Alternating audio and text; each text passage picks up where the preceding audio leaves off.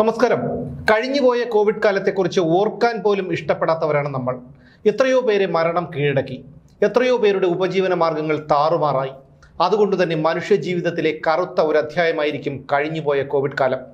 എന്നാൽ കോവിഡ് വീണ്ടും മടങ്ങി വരികയാണോ എന്നുള്ള ആശങ്കയിലാണ് ജനങ്ങൾ.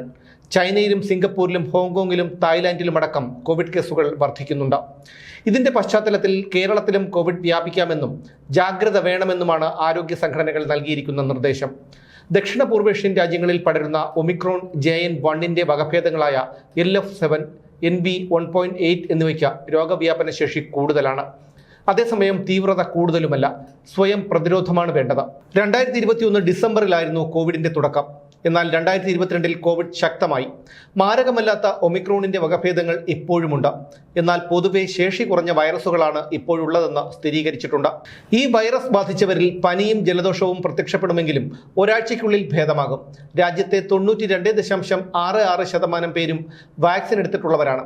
ഇത് രോഗവ്യാപനത്തിനുള്ള സാധ്യത ഇല്ലാതാക്കും. ജലദോഷവും പനിയും പിടിപെടുമ്പോൾ മഴക്കാലത്തുള്ള സാധാരണ ജലദോഷപ്പനിയാണെന്നായിരിക്കും പലരുടെയും തെറ്റിദ്ധാരണ. എന്നാൽ ഒരുപക്ഷെ അത് കോവിഡിന്റെ ലക്ഷണങ്ങളായേക്കാം.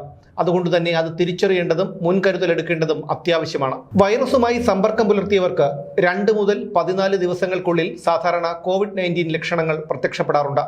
വരണ്ട ചുമ, ശ്വാസം മുട്ടൽ, രുചിയോ മണമോ തിരിച്ചറിയാൻ കഴിയാതിരിക്കുക, കടുത്ത ക്ഷീണം, വയറിളക്കം, വയറുവേദന, ഛർദി, തലവേദന, ശരീരവേദന, പേശിവേദന, വിറയലോട് കൂടിയ പനി, മൂക്കൊലിപ്പ്, തൊണ്ടവേദന, ജലദോഷം ഇതൊക്കെ കോവിഡിന്റെ ലക്ഷണങ്ങളാകാം. ജീവിതശൈലി രോഗങ്ങളുള്ളവർ ആരോഗ്യത്തിന് മുൻതൂക്കം നൽകണം. കാലറി മൂല്യം കണക്കാക്കി ഭക്ഷണം നിയന്ത്രിക്കണം.